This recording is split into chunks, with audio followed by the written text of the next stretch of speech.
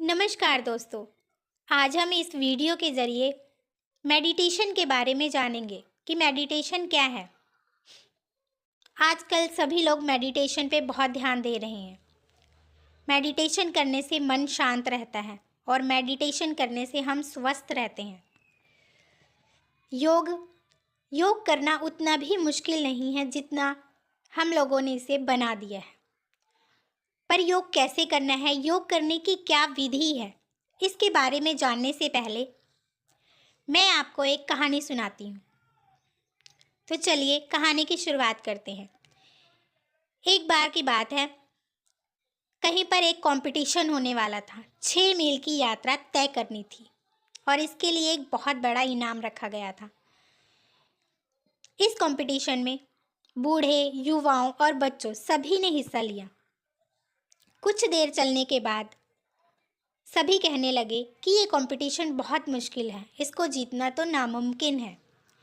ये सिर्फ इन लोगों ने पैसा कमाने का जरिया बनाया है।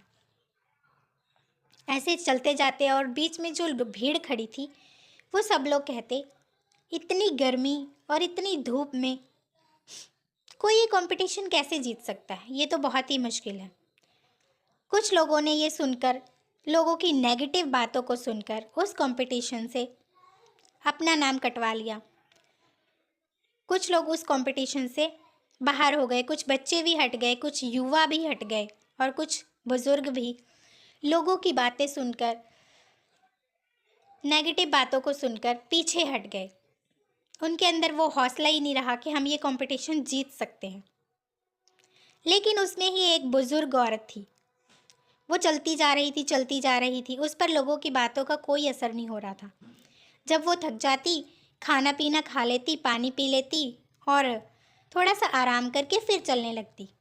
लोग कहते, ये बूढ़ी औरत, कहीं इसकी जान ना चली जाए इस कंपटीशन के चक्कर में। पता नहीं बेचारी की शायद कोई मजबूरी होगी, इसीलिए इतने कठिन कंपटीशन में हिस्सा ले रही है। लेकिन उस बूढ़ी औरत पर लोगों की बातों का कोई असर नहीं होता। वो अपने रास्ते चलती गई। कुछ दिनों में उसने वो कंपटीशन पूरा कर लिया और वो कंपटीशन वो जीत गई। इनाम लेने के लिए जब उस बुजुर्ग औरत को बुलाया गया और जब उससे बातचीत की गई तो पता चला कि वो सुन नहीं सकती थी। इसीलिए वो इस कंपटीशन को जीत पाई, क्योंकि उस पे लोगों की बातों का कोई असर नहीं हुआ। उसने लोगों कोई नेगेटिव बातों को सुना ही नहीं। उसने मन में एक दृढ़ संकल्प किया था, मुझे ये कंपटीशन जीतना है, और इसीलिए वो जीत गई, क्योंकि उसने सिर्फ अपनी अंतरात्मा की बात सुनी थी, ना कि लोगों की बात। और जिन लोगों ने लोगों की बातों पर ध्यान दिया था वो इस कंपटीशन से बाहर हो गए। तो ध्यान का भी यही मतलब है, हमें अपनी अंतरात्मा पर ध्यान देना। हमें खुद को सुनना है, ना कि लोगों की बातों को सुनना है। खुद पर विश्वास रखना है। ध्यान के बारे में गीता में श्री कृष्ण ने ध्यान करने की विधि के बारे में बताया है, जिससे हम ध्यान को आसानी से कर सकते हैं। आजकल के टाइम में ध्यान को एक बहुत ही मुश्किल मुद्दा बना दिया गया है। बहुत से योग सेंटर खुल गए हैं जहाँ पर बहुत से लोगों को एकत्रित किया जाता है, मोटी मोटी फीसें ली जाती हैं और वहाँ पर ध्यान कराना शुरू तो कर देते हैं, लेकिन ध्यान पर किसी का मन ही नहीं लगता। वहाँ पर ध्यान पर मन लगाने के लिए बहुत से खुशबूदार ऑयलों का प्रयोग किया जाता है ताकि माहौल को खुशनुमा और सुगंधित बनाया जा सके, पर इससे भी कोई लाभ नहीं होता। गीता में श्री कृष्ण ने कहा है कि ध्यान हमेशा अकेले में ही करना चाहिए। स्वामी विवेकानंद भी कहते हैं, ध्यान जो हम सोचते हैं चाइना या और देशों से आया है, पर ये ध्यान और योग विधि हमारे बहुत पहले की है। कई साधु संत या महाभारत में श्री कृष्ण ने ध्यान के बारे में बताया। ये हमारी बहुत ही पुरानी विधि है, जिसको इन्होंने एक नया नाम दे दिया है, मेडिटेशन। योग विधि के बारे में गीता के 6ठे अध्याय में श्री कृष्ण ने कहा है कि किसी एकांत जगह पर, शांत स्थान पर अकेले बैठकर योग मुद्रा में बैठ जाएं, सिर धड़ और गर्दन को सीधा रखें और अपने ध्यान को अपने नाक के बाहरी हिस्से पर केंद्रित करें और अपने मन को बाहरी चीज़ों में भटकने से रोकें और शांत होकर बैठें।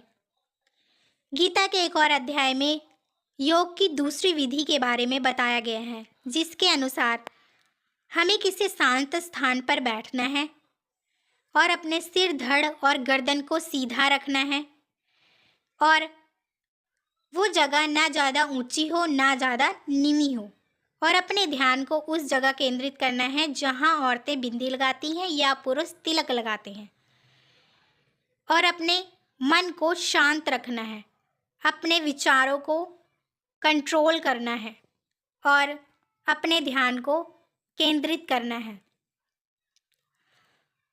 योग का मतलब ये नहीं है कि माइंड को शांत करना, योग का मतलब है मन को शांत करना।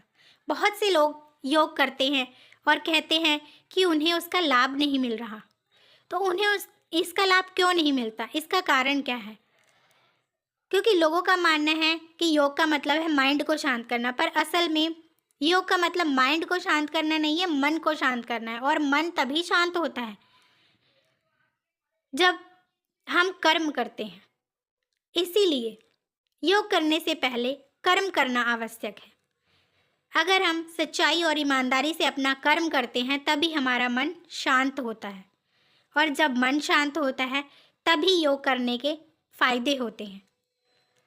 अगर हम योग पर ध्यान लगा लें तो हम बहुत सी बीमारियों से छुटकारा पा सकते हैं, बहुत से काम हम जल्दी कर सकते हैं, हमारा माइंड शार्प होता है, हमें एक बार पढ़ी हुई चीज़ बहुत जल्दी याद हो जाती है।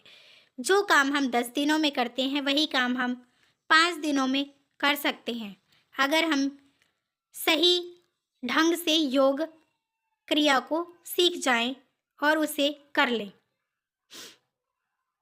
आज की भागदौड़ भरी लाइफ में योग करना बहुत ज़रूरी है, पर उसे सही विधि से करना चाहिए। तो दोस्तों, आज की वीडियो में इतना ही। मिलते हैं अगली वीडियो में, तब तक के लिए नमस्कार।